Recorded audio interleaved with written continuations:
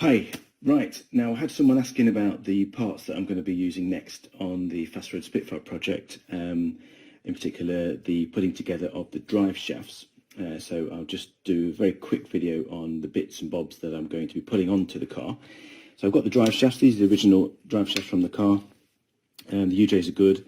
It's basically just been sanded, cleaned and painted. And they are pretty good. There was no issues with them when they were on the car before.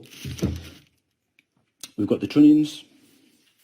So again, these have just been cleaned, de-rusted, treated with a rust inhibitor and then painted. And I've also, of course, I've added, you can see inside there, the needle roller bearings right inside. Okay, and this is an oil seal. So that's new, and they're both new and they've been added.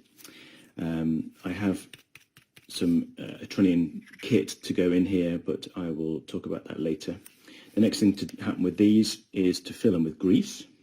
So that's what we're going to be doing next, and then they can go onto the drive shafts. There's this gasket that goes on here. There's a bearing that goes inside there. There's another oil seal. This is off the car, of course, so that will need de-rusting, painting and cleaning. There's a grease catcher. Now, between those two, you'll have the back plate for the brakes.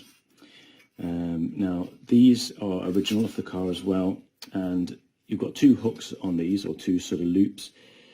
This one here holds a spring for the handbrake, and then there's another one here, which is missing. I'm going to have to weld one on.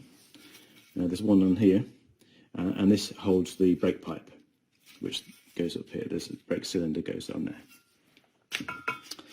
there. There's a tab washer, which goes on here.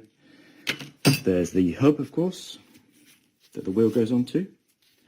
There's a little woodruff key here. That goes into this slot in the drive shaft there.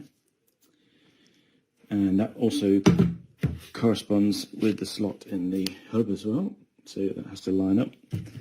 And then, of course, we've got the nut and washer that go on the end of the drive shaft.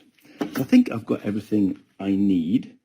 Obviously, I need to treat these bits and bobs and clean them up, get rid of the rust, but they're all usable. We've got brand new bearings. Always a good idea to put new bearings in. And then I've got to put together the actual brakes, the handbrake and the shoes and etc. for the brakes. But let's get all the drive shaft stuff sorted first, and then we'll move on to the brakes.